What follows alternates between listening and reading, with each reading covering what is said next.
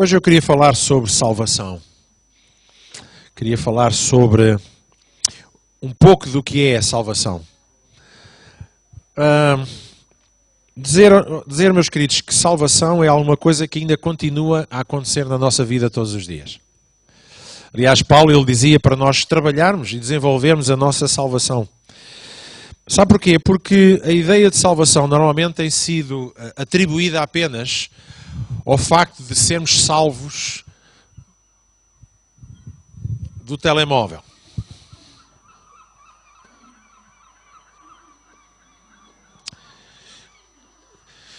Mas assim como Jesus andava na praia,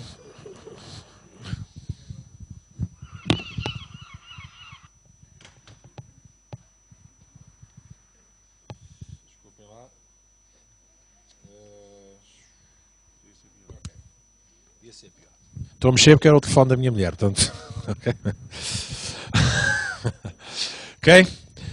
Porque a salvação sempre nos foi dada a entender como, certo, e na base os reformadores protestantes ensinaram-nos dessa maneira. Nós estávamos mortos, nós éramos pecadores e Jesus veio nos salvar do pecado. Mas deixem-me dizer que mais do que salvar de algo, é salvar-nos para. O conceito de salvação em Deus, meus irmãos, é muito mais do que eu estava mal e Deus veio ao meu socorro. Não, não. Essa é uma parte até menor daquilo que é a salvação. Porque, na verdade, a salvação não teve apenas como fim e principal fim libertar-nos de algo, mas salvar-nos para algo mais. E por isso, salvação é um valor inegociável na nossa vida. É alguma coisa que Deus trouxe à nossa vida porque Ele queria que nós vivêssemos mais do que passarmos a vida a olhar para trás e como éramos e como somos, porque afinal de contas, e na verdade, nós, apesar de sermos salvos em Cristo Jesus, nós continuamos ainda a lidar com muitos aspectos da nossa carne. E com muitos aspectos da nossa alma, certo? Nós fomos salvos, houve muita coisa que já mudou, mas todos os dias nós continuamos a fazer e a pensar e a agir e a ter atitudes que ainda não estão de acordo com essa natureza cristã que agora habita em nós. Concordam comigo, meus irmãos? Então, somos salvos do quê? Somos salvos para quê? E é importante percebermos isto. Meus irmãos, nós fomos criados para sermos amados. Amém? Nós fomos criados para sermos amados. Nós somos fruto do plano, do sonho e do amor de Deus. Deus nos escolheu para sermos amados. Foi para isso que nós fomos criados. Deus não nos criou para estarmos numa terra a viver desta maneira. Isso foi uma opção humana. A intenção de Deus, a direção de Deus, o plano de Deus proclamado ao longo dos séculos e que se concretizou em Cristo Jesus, foi sempre isto, sermos salvos pelo amor. Deus, que é amor, Ele investe o seu amor, amou-nos de tal maneira. Mas parece que, quando nós lemos este versículo, parece que de repente, algures no tempo, depois da gente ter aqui aparecido nesta terra, feitos cogumelos, Deus decidiu amar-nos. Não, meus queridos, Deus nos amou de tal maneira, ainda antes de nós termos nascido. Deus já nos amava de tal maneira antes de termos sido concebidos. Deus já nos amava de tal maneira antes de qualquer dia que vivido nesta terra pela nossa vida. Deus não nos amou de tal maneira apenas porque o homem seguiu uma vida distante de Deus. Deus já nos amava. Deus sempre nos amou. E antes de sermos, nós já éramos no amor de Deus. Então, quando se fala de salvação, trata-se de Deus vir ao nosso encontro para quê? Para, pelo seu amor, salvar-nos de novo, certo? Levar-nos de novo para a sua mesa, para a sua casa, para o seu reino, para a sua relação familiar, que sempre foi isso para o qual nós fomos criados. Então, nós fomos criados para quê? Para o amor. Para quem? Deus é amor. Para sermos filhos deles, temos filhos dele, relacionamento com ele, vivemos na natureza, na dimensão humana, na dimensão de amor, perdão. Então nós fomos criados para sermos amados. O que acontece, meus irmãos, é que nós ao crescermos nesta vida e passarmos, e tudo isto tem a ver com a identidade, nós éramos expostos, sermos fruto do amor dos nossos pais. E nem todos são. Alguns não foram sequer pensados, não foram desejados, não foram planeados. Aconteceu. Mas depois eles virem, eles são amados. Claro que sim, eu não digo que não. Mas na intenção de Deus, toda a gênese do homem está no amor. Porque nós amamos o filho ainda antes de o ter. Assim que pensamos, um casal pensa em ter um filho, já o está a amar. É fruto do amor, porque ninguém quer ter um filho com alguém que não ama, supostamente. Está desvirtuado. Mas logo na ideia, no pensamento, no desejo, está o amor lá. E depois na concepção da criança, tem que lá estar amor. Por isso é que se usa a expressão fazer amor. Eu gosto mais da expressão o amor faz-nos. Gosto mais do amor a fazer-nos. Então, na concepção está lá o amor. Quando a criança é gerada, na gestação, deve lá estar o amor. E a criança sente se é amada, se é rejeitada, se veio no plano, se não veio no plano. As crianças sentem isso desde o ventre da sua mãe. Está provado. E depois, muitas vezes, essa natureza de amor, porque somos seres imperfeitos, falha na nossa educação. Falha nas coisas que ouvimos, na forma como fomos educados, às vezes castigados, nos conceitos e mentalidades que nos foram passados e que mostram-nos um amor sempre dependente dos nossos méritos. Então Deus, Ele olha para nós e diz assim, como é que é possível estes meus filhos, a quem eu de amor gerei, porque diz a palavra de Deus que ainda antes de sermos gerados na barriga da nossa mãe, Deus já nos amava. Deus já nos tinha planeado. Como é que estes meus filhos conseguem viver, sem viverem amados e para o amor? Então Deus, pelo amor, amou-nos outra vez e mais uma vez de tal maneira, eu acho que a tal maneira foi Jesus. Não foi tal maneira apenas, houve de repente Deus teve ali uma onda de amor e sentiu-se mais amoroso do que nas outras vezes. Deus sempre nos amou com amor eterno e incondicional. Então o que é este amor de tal maneira? A tal maneira foi a forma como Ele arranjou para nos dar. A tal maneira foi Jesus que veio até nós. Em carne e osso. Para quê?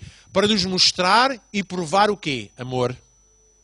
Para nos mostrar o que é um ser humano caminhar nesta terra, revestido e seguro em amor. E porque é revestido, seguro, curado, liberto, a sua essência está no amor, liberta actos, palavras, atitudes e gestos de amor. E quando gera amor nos seus gestos, nas suas atitudes, acontecem milagres. Acontecem coisas fantásticas que nós vimos no ministério de Jesus. E normalmente sempre vemos milagres de Jesus acontecerem quando a Bíblia diz que Ele se movia de íntima compaixão. O amor dá sentido a tudo, dá carne, dá corpo. Então Jesus vem nos salvar pelo amor. Nós fomos salvos pelo amor. Então, mas não é pela graça, como dizem os reformadores. E a graça é o quê, meus irmãos? A graça é a ação divina, fruto do amor. Nós fomos salvos para sermos amados. E por isso eu digo, meus irmãos, se nós ao fim de não sei quantos anos de crente continuamos a lutar com o senso de somos ou não somos amados por Deus, então nós ainda não entendemos salvação. Nós ainda não entendemos que Jesus não veio só morrer na cruz. Aquilo que Ele fez foram as tais maneiras. Mas antes das maneiras, Deus amou-nos. Antes da maneira de Jesus morrer na cruz, Ele o fez porque Ele nos amava. O Espírito Santo foi descido do céu para sobre a igreja, porquê? Porque Ele nos ama. Então tudo o que é gerado em Deus é gerado do amor. E nós fomos gerados do amor de Deus. E porque o homem decidiu a determinado momento desligar-se da fonte do amor, criou sucedâneos de amor, ideias de amor, mas nunca um amor que satisfaz na totalidade. Nem, sobretudo, um amor que transforma vidas. Então Deus salva-nos porque Ele nos ama. Mas salva-nos como? Pelo amor, através do amor, para o amor. E diz que, em primeiro lugar, já falei acerca disso, Ele salva-nos do quê? Salva-nos de nós mesmos. Quando os irmãos sabem e percebem que nós somos, na verdade, os nossos piores inimigos.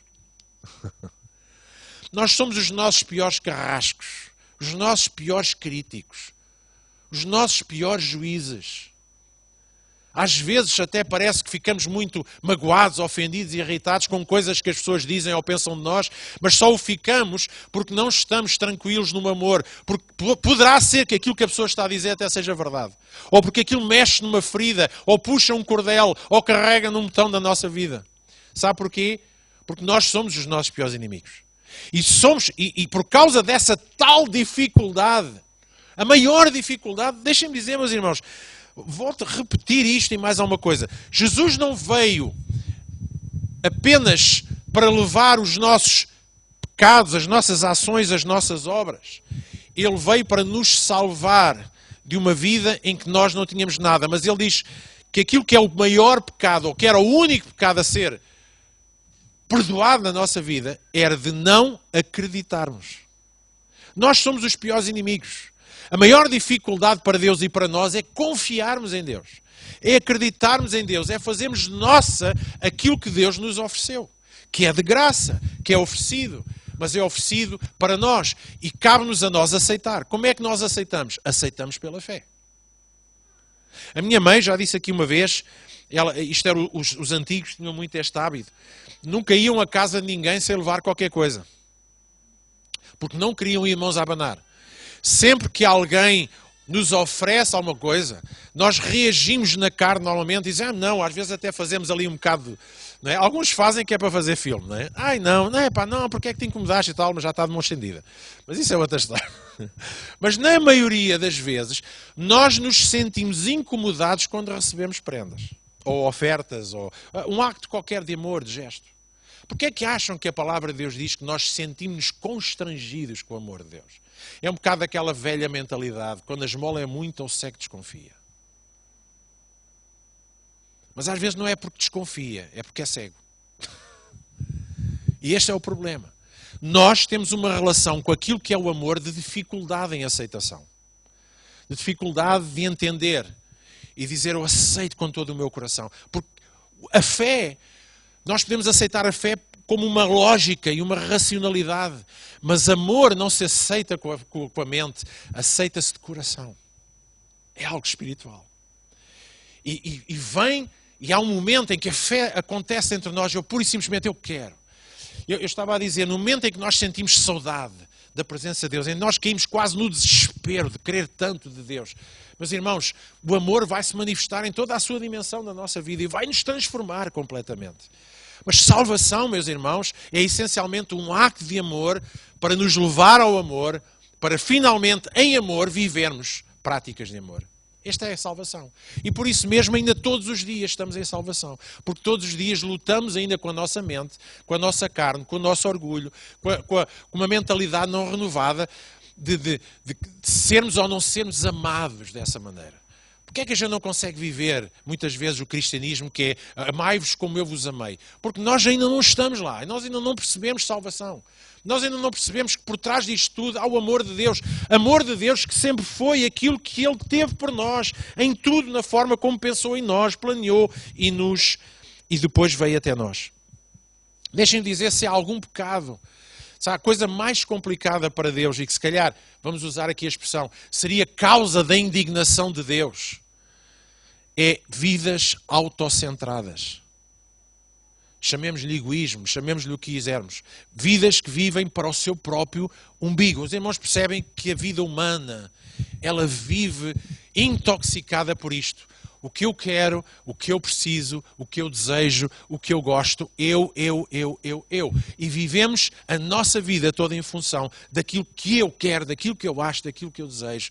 E muitas vezes esse eu se torna tão tóxico e tão deformado que nós nos tornamos pessoas insustentáveis, somos pessoas tóxicas, tornamos pessoas de cobrança, de manipulação, de chantagem, ou super magoadas, super ofendidas, ou extremamente críticas. Mas, irmãos, tudo aquilo que vemos na humanidade é resultado de uma vida sem o amor de Deus.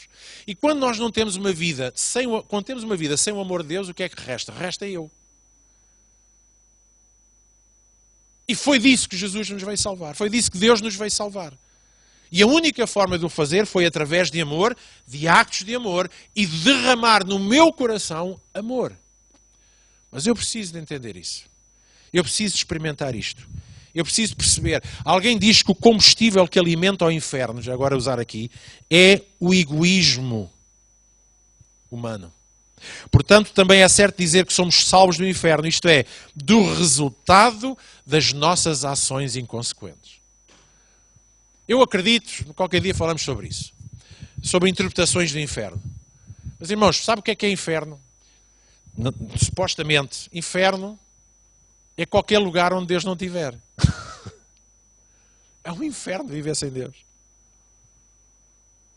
Inferno é o lugar árido, é o deserto, é a ausência da vida. Mas se nós fôssemos aqui em termos físicos, meus irmãos, com Jesus, até o inferno era bom. É que a gente tem esta cena do céu, a gente quem é que quer ir para o céu? Mentirosos. Eu quero. Vocês não querem? Eu quero ir para o céu. Seja lá onde for. Mas, na verdade, as pessoas acham que a salvação é irmos para o céu. Mas, irmãos, se a gente fôssemos para o inferno com Jesus, lá estava-se bem. Sabe, Jesus esteve numa fornalha ardente com mais 3 amigos e saíram lá, nem cheirava a queimado. Portanto, não importa se estamos a passar um inferno, ou estamos... Alguém percebe o que é que eu estou a dizer no sentido figurado, ou no sentido de calor, ou no sentido de aflição. Por isso é que nós podemos passar por todas as circunstâncias com Jesus.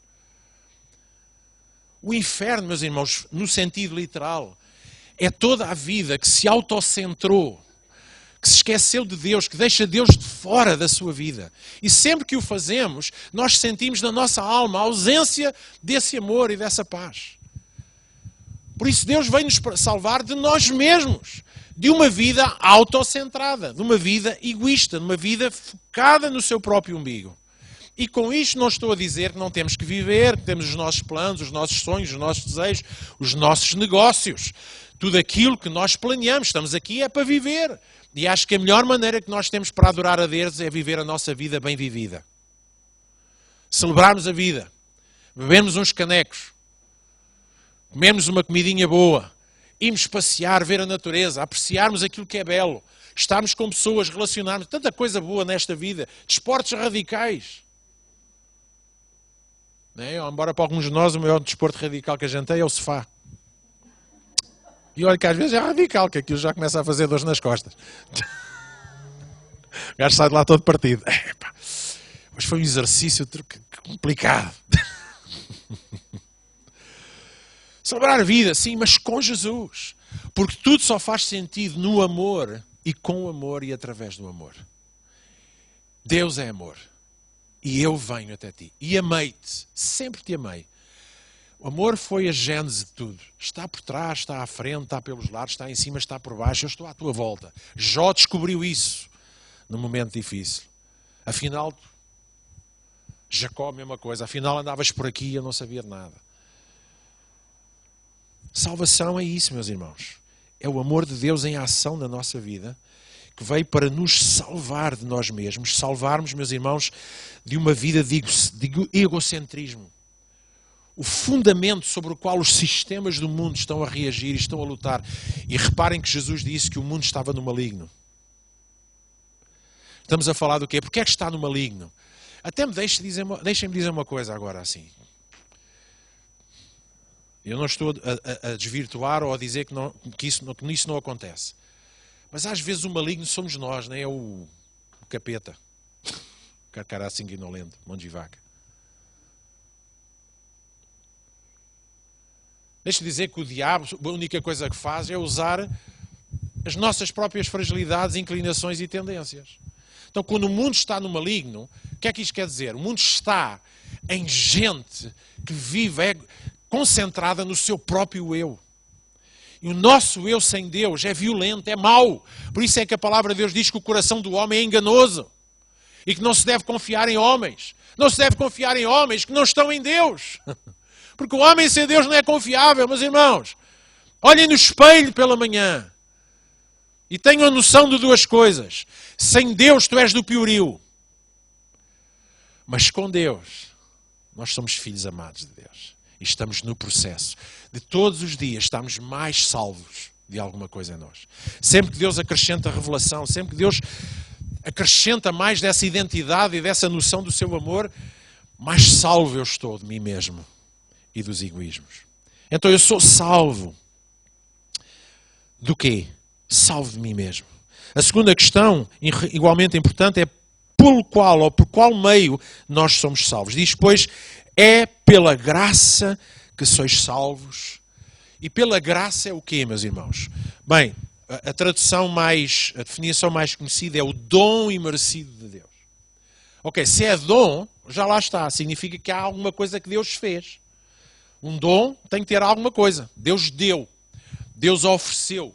Deus teve uma ação concreta. Nós somos salvos por ações divinas, meus irmãos. Mesmo neste momento, nós estamos aqui sentados, há ações divinas em favor da nossa vida. Alguns irmãos já. Deus dá ordem aos seus anjos para cuidar de nós. Deus envia espíritos ministradores para cuidar de nós. O Espírito Santo, Jesus, intercedem por nós constantemente. Há coisas que estão a acontecer no mundo espiritual e ao nosso redor. Deus está a preparar coisas para nós e nós nem sequer sabemos. Porque Deus age. E essa é a tal maneira. Deus amou de tal maneira. E Deus tem muitas maneiras para mostrar o seu amor. Então a graça de Deus, a ação de Deus, a graça me basta. A graça me basta é o que quer dizer. Jesus na minha vida, Deus que é amor na minha vida me basta. Porque quando eu preciso, Ele está lá a ajudar-me.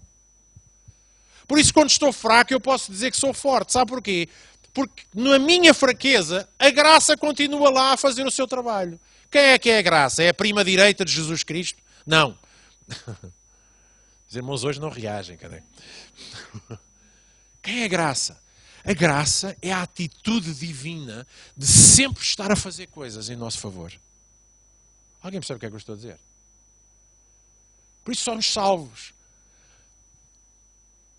E a palavra de Deus é bem clara ao dizer, isto não vem de vós. Diga comigo, não vem de mim. Então parem de lutar. Agarrem-se a Deus. A nossa maior luta, a única coisa que vem de nós é uma coisa só, que é precisamente o nosso calcanhar daquilo. Crer. Acreditar. Pela graça sois salvos por meio da fé. Este é o vosso papel, este é o nosso papel. Fé dá trabalho. E é isso que a gente não quer. A gente mais facilmente dá uma oferta, ou vamos fazer, ou vimos aos cultos todos, do que crer, do que o trabalho de alimentar a nossa mente, a nossa alma, e buscarmos a Deus até ao ponto de dizer assim, Deus, eu creio, eu creio, eu creio. E o crer é uma chave, nem sequer é o alvo principal. O alvo principal é ver Deus a trabalhar na nossa vida. Fé é aquilo que Deus pede de nós. É a única coisa que Deus pede de nós.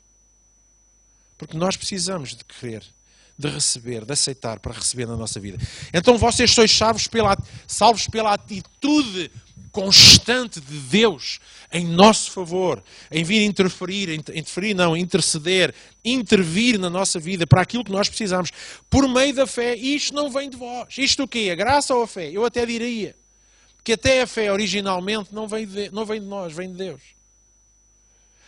E até poderia aqui dizer que no momento em que Deus... Agora há aqui um trocadilho. Os irmãos estão-me a acompanhar. Quando diz que nós somos salvos pela graça, por meio da fé, eu até diria que se calhar a primeira ação da graça de Deus em nós é pôr uma semente de fé no nosso coração. Então vem tudo dele. E depois o que eu tenho que fazer é alimentar essa fé, é fortalecê-la, é ter passos e decisões de fé. Mas na verdade, se eu sou salvo pela graça, mediante a fé, isto não vem de vós, o autor pode estar a dizer, o que é que não vem de vós? A graça e a fé. Até para a fé nós podemos confiar na graça de Deus. Deus é Deus. O que temos depois que fazer é desenvolver a fé, como o amor e como tudo em nós, pela relação que temos com Deus. Então Deus diz que nos salva. E a única coisa que Ele precisa de nós é a nossa fé, é o nosso querer, o nosso desejo. E isto não vem de vós, é dom de Deus. Não vem de obras para que ninguém se glorie. Então, o foco, meus irmãos, está em Deus. Porquê? Porque Ele nos ama. Nós fomos salvos pelo amor. E é possível dizer que fora do amor não há salvação. Se fora do amor não há salvação, e eu sou encorajado a desenvolver a minha salvação e a trabalhar a minha salvação, o que é que Deus está a dizer? Está a dizer aquilo que Jesus disse. Agora amem-se como eu vos amei. Agora desenvolvam essa noção, essa identidade, essa revelação de amor que já está em vocês, que até também isso é fruto da minha graça, porque foi eu que derramei o amor no vosso coração. Alguém percebe, meus irmãos? Como não? Como é que um cristão consegue ser cristão se não remeter tudo para Deus? Como não dar glória a Deus? Como não agradecer a Deus? Como não viver para Ele? Se tudo vem dEle. A primeira semente de amor, a primeira acto de graça, a primeira semente de fé plantada no nosso coração, não veio de um pastor, não veio de uma pregação, foi o Espírito Santo que plantou no nosso coração. Porque tudo em nós é gerado pelo amor de Deus. E porque nós fomos salvos para sermos amados, Deus chama-nos de volta à mesa, à casa, ao reino, ao seu amor, para vivermos de forma completamente diferente.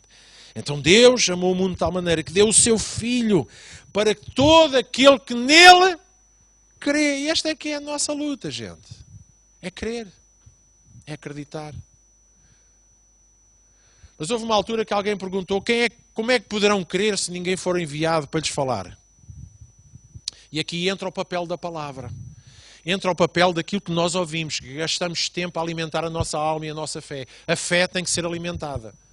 A fé é um bicho, vamos dizer assim. É um animal que tem que ser alimentado, porque se não for alimentado, ele definha como qualquer ser vivo. A fé tem que ser alimentada, meus irmãos. Nós não alimentamos a nossa fé apenas com um estudo bíblico ou uma pequena palavra aqui ao domingo, ou com uma live. A palavra, nós temos que nos alimentar dela diariamente. Nem que seja apenas um versículo, um pensamento. Fazemos prática disso. Porquê? Porque é uma questão de alimentarmos a nossa fé. Porque se não crermos, meus irmãos, nós não vamos experimentar, no sentido sensorial também, o amor de Deus. Nós não vamos experimentar essa graça. Nós vamos viver sempre sem fé. O que é que acontece? Tudo em mim é inconsistente. Tudo em mim é abalável. Porque um dia eu creio, outro dia não creio. Depende das minhas ações, das minhas emoções, dos meus pensamentos, das minhas imaginações. Há um dia que eu acordo... Ouça, meus queridos, deixem-me dizer assim, eu tenho um temperamento muito concreto e às vezes há momentos complicados. Quando eu digo momentos complicados, vou-vos dizer assim, há dias que não me apetece levantar da cama de manhã. E não é porque está frio. Não estou com pachorra para enfrentar o dia. Não me apetece. Está a chover, está nuvens, está não sei o quê. Se tiver sol ainda, coisa arrebite. Mas o pastor também tem isso? Tenho. Porque nós somos seres emocionais, somos seres mentais e espirituais e às vezes andamos sobrecarregados.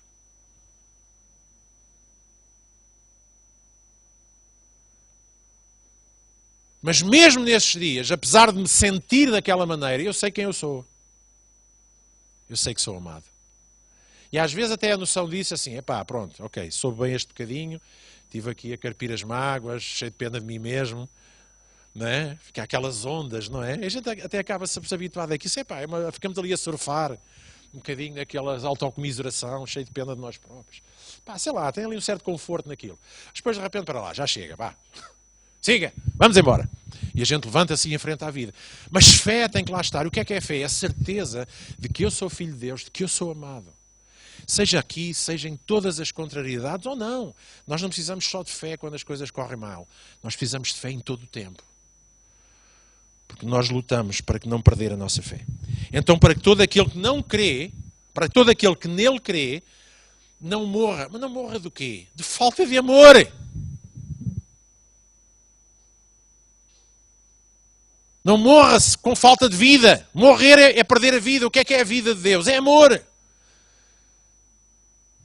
É cair de novo no egocentrismo, na vida focada em nós. Mas tenha a vida eterna. O que é a vida eterna? Diz a palavra de Deus. É conhecer a Jesus Cristo. E o que é conhecer a Jesus Cristo? É conhecer o amor. Jesus Cristo. E eu...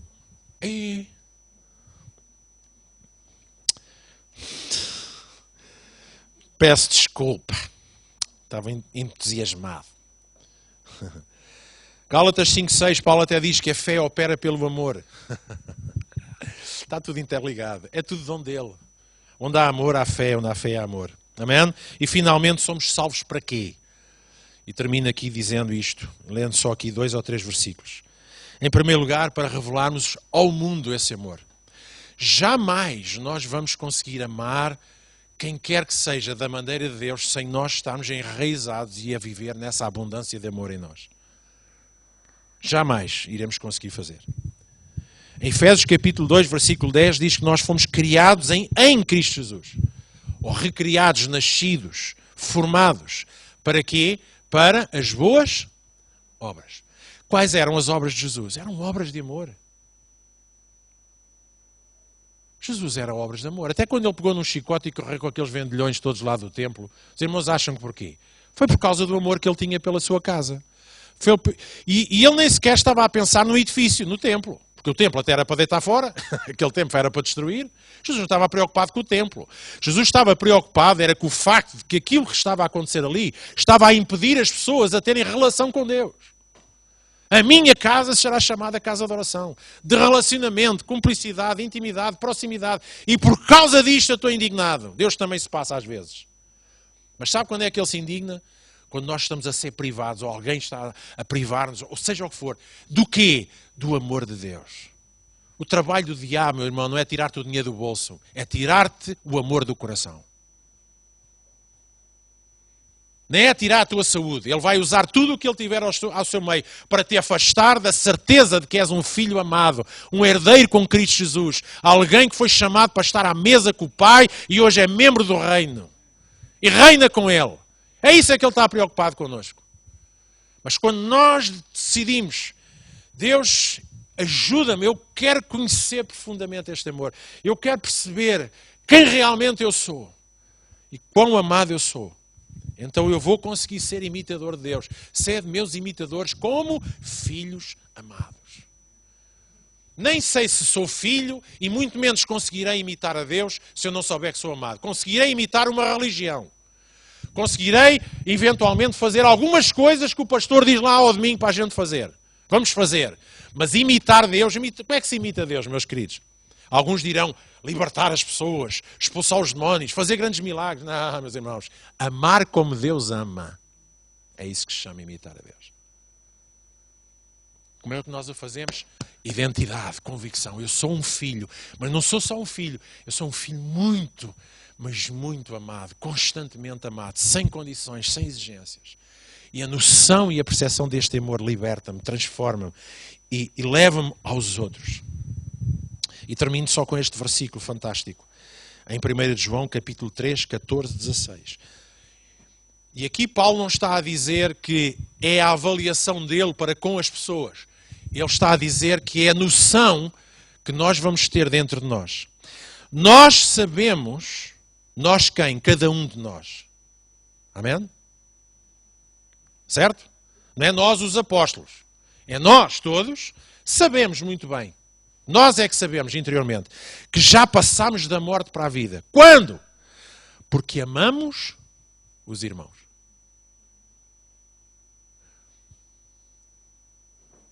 Isto é salvação, meus irmãos. É a prática da salvação, a vivência da salvação. A prova de que somos salvos é de que nós compreendemos o amor, estamos enraizados no amor e finalmente nós naturalmente amamos. Foi isso que Jesus disse. Jesus não deu apenas um mandamento, agora vocês têm que se amar como eu vos amei. Então, mas a gente para amar como Jesus amou, nós temos que ter o mesmo tipo de amor que Jesus tem. E alguns entendem isso como apenas fazer ações. Sim, as ações estão lá, elas são a prova de que somos salvos. Salvos do quê? Pelo amor e para o amor. E diz que nós sabemos, tu saberás que já passaste da morte para a vida. O que é a morte? Uma vida sem amor. Sem o amor de Deus. O que é a vida? É viveres no amor de Deus. E nós sabemos, nós, individualmente, nós temos consciência disso, que já estamos na vida, porque agora nós temos vontade de amar os irmãos. Não é apenas que o pastor diz e está lá em Apocalipse, não sei das quantas. Está lá num livro qualquer da Bíblia a dizer que a gente tem que se amar. Não, não. Eu amo porque eu tenho desejo de amar. Porque eu quero. Porque é natural em mim.